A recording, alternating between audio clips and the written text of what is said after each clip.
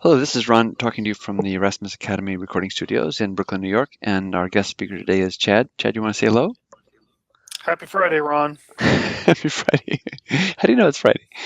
Okay, so this is just an example of some Fraktur script, and again, our purpose today is, or this week, is to get you familiar with reading and identifying the letters of the script, of the Fraktur script, so-called, because in graduate study you will inevitably run against this script in reading anything from the early 20th century or 19th century. And actually it's a very elegant script. You may enjoy it, and after this week you will just be able to cruise through any text and make an impression. But it is fun to read together. So our normal procedure is I'll read aloud, and Chad will repeat after me. Please read with him, and then we'll unpack the meaning of the sentence. But mostly try to identify the letters. Okay, here we go.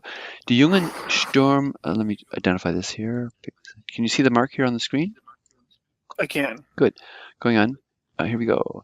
Die jungen Sturm- und Drangdichter protestierten gegen die Herrschaft des abstrakten Verstandes. Everybody, up to that point?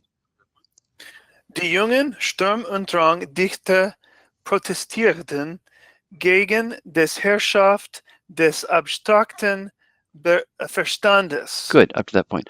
Let's take a look at some of these letters. Here, this is like an S here. The main thing is this S, protest.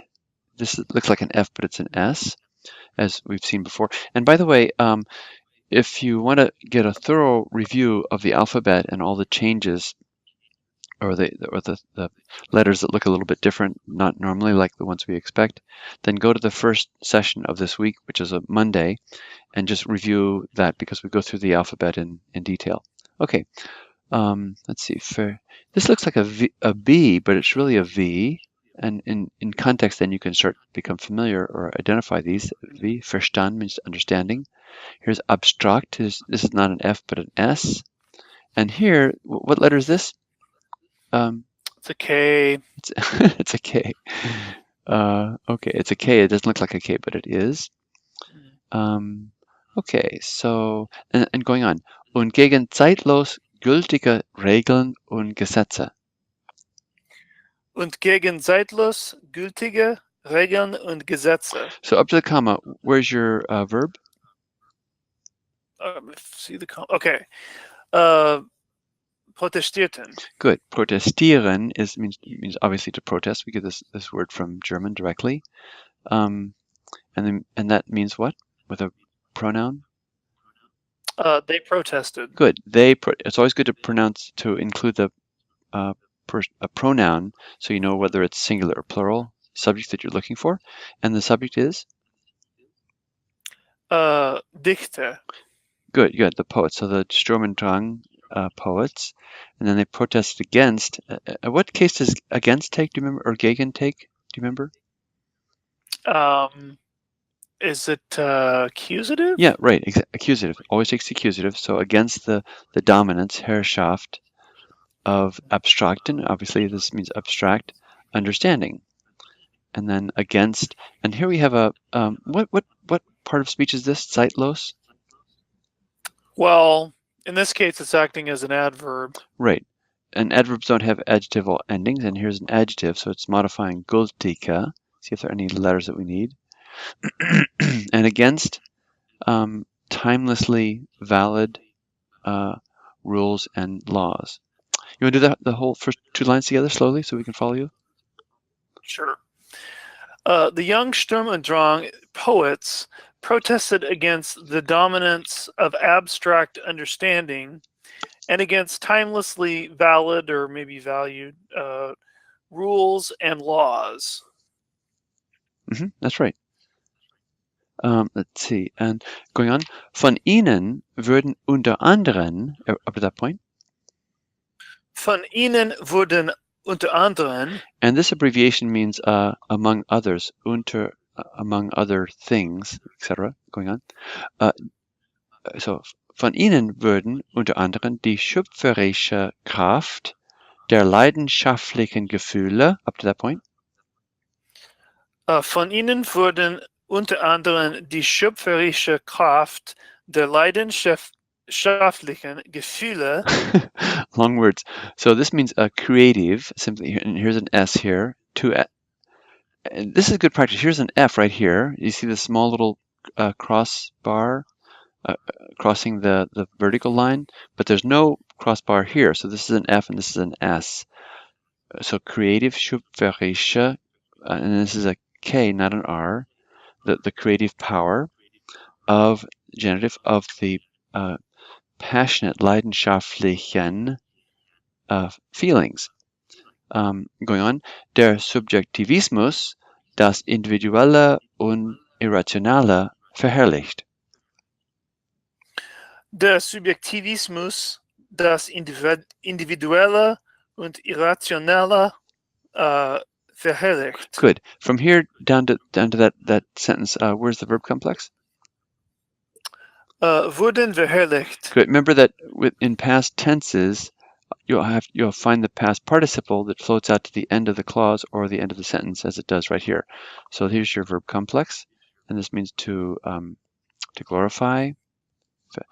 And wurden verherrlicht means they were glorified. Were glorified. Who's the von ihnen? What does this refer back to? Dichter, I believe. Yeah, from them, from the Sturm und Drang poets.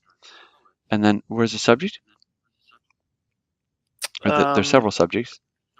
Yeah, among other things, the Kraft, Gefühle, Subjektivismus, Individuelle, and Irrationelle. Good, yeah, great, all these things. And they were all glorified by them.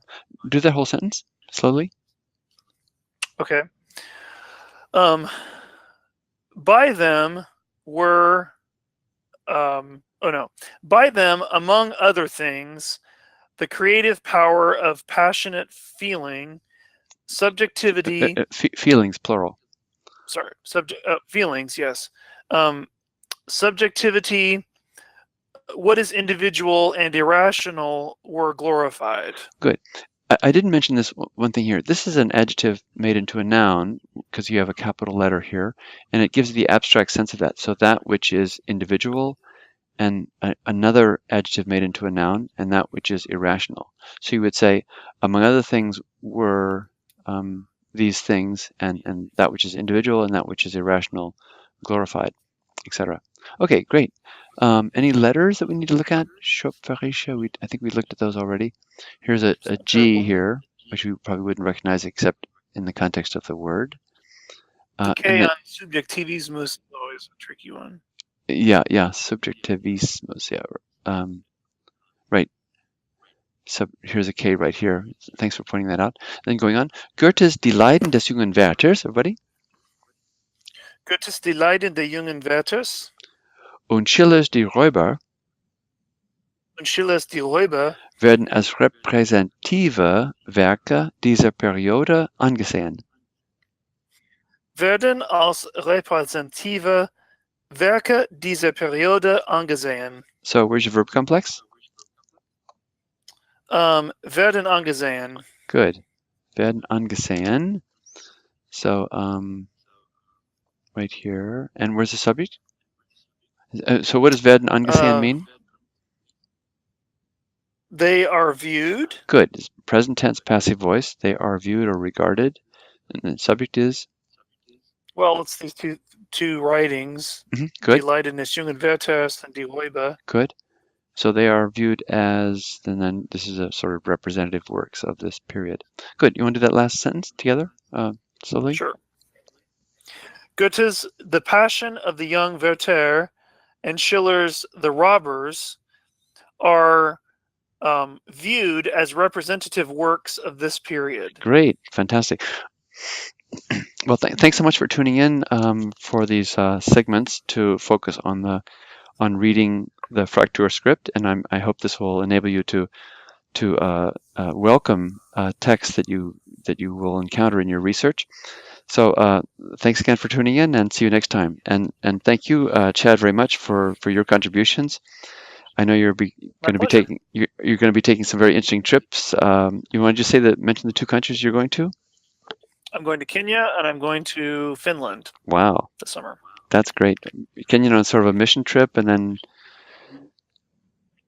Conference presentation in Finland. a conference presentation. Great. What is your area again? In Church music. Great. That should be very interesting. Well, I hope in a next recording that we make together that you'll let us know something about your experiences. Cool. Great. Okay. Thanks again for tuning in, and see you next time. Bye-bye.